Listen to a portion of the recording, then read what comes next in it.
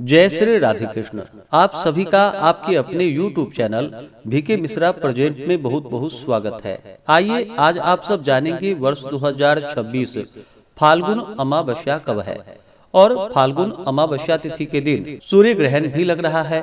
तो यह सूर्य ग्रहण कहाँ कहाँ लगेगा, सूर्य ग्रहण कब से शुरू कब समाप्त, सूतक काल कब से शुरू होगा, यह सूर्य ग्रहण भारत में लगेगा या नहीं, अमावस्या कब है, किस दिन स्नान दान का कार्य किया जाएगा, पितरों का श्राद्ध तर्पण आदि का कार्य कब किया जाएगा।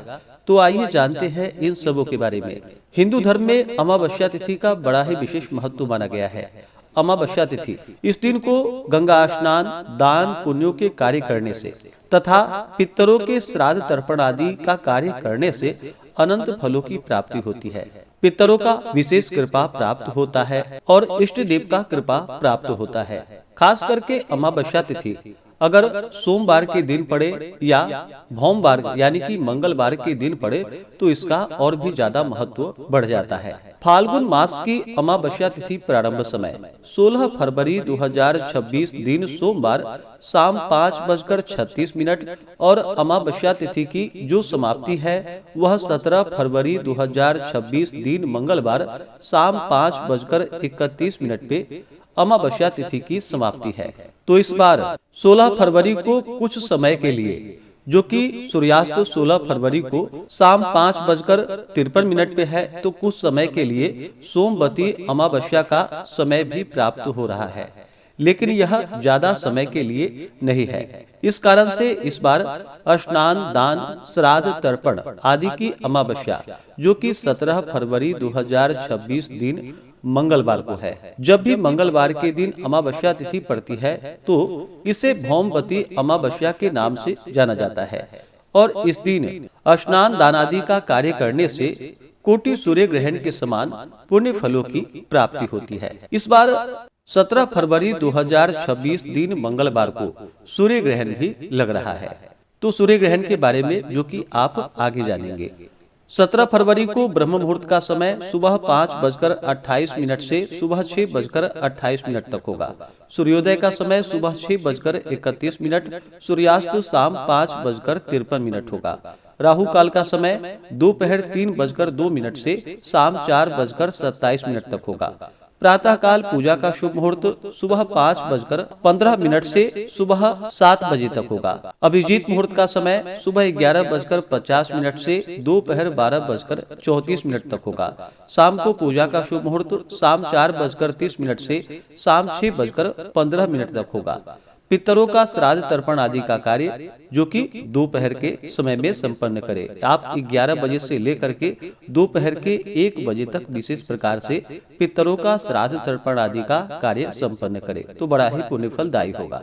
नक्षत्र धनिष्ठा होगा 17 फरवरी को रात्रि 9:17 तक। योग परीघ होगा रात्रि 12:29 तक। अब आइए जानते हैं 17 फरवरी 2026 दिन मंगलवार सूर्य ग्रहण के बारे में। चंद्रमा सूर्य और पृथ्वी के बीच में आ जाता है और सूर्य का प्रकाश आंशिक या पूरी तरह ढक जाता है, तो इस खगोलीय घटना को सूर्य ग्रहण कहा जाता है। यह ग्रहण जो कि खास करके सूर्य ग्रहण अमावस्या के दिन ही लगता है और इसे सामान्य आंखों से देखना जो कि सुरक्षित नहीं माना जाता है। इस बार 17 फरवरी 2026 मंगलवार जो कि फाल्गुन अमावस्या पर सूर्य ग्रहण लग रहा है। भारतीय मानक समय के अनुसार ग्रहण का शुरुआत जो कि 17 फरवरी 2026 दिन मंगलवार को दोपहर 3:26 पर होगा। ग्रहण का मध्यकाल शाम 4:42 पे होगा और ग्रहण की समाप्ति जो कि शाम 7:57 पे होगा। यह समय भारतीय मानक समय के अनुसार है। जब भी सूर्य ग्रहण लगता है तो सूर्य ग्रहण लगने से 12 घंटा पूर्व से जो कि सूतक काल शुरू हो जाता है। तो ग्रहण का प्रारंभ 17 फरवरी 2026 दिन मंगलवार को दोपहर 3:26 से ग्रहण का प्रारंभ है, तो 12 घंटा पहले से सूतक काल शुरू हो जाता है। तो 17 फरवरी को सुबह 3:26 से ग्रहण का सूतक काल शुरू हो जाएगा। 17 फरवरी को लगने वाला सूर्य ग्रहण यह खास करके अंटार्कटिका, दक्षिणी महासागर, दक्षिणी अफ्रीका के कुछ हिस्सों में दक्षिण अमेरिका, चिली और अर्जेंटीना के दक्षिण क्षेत्र में यह ग्रहण जो कि दृश्यमान होगा। यह सूर्य ग्रहण भारत में दृश्यमान नहीं होगा।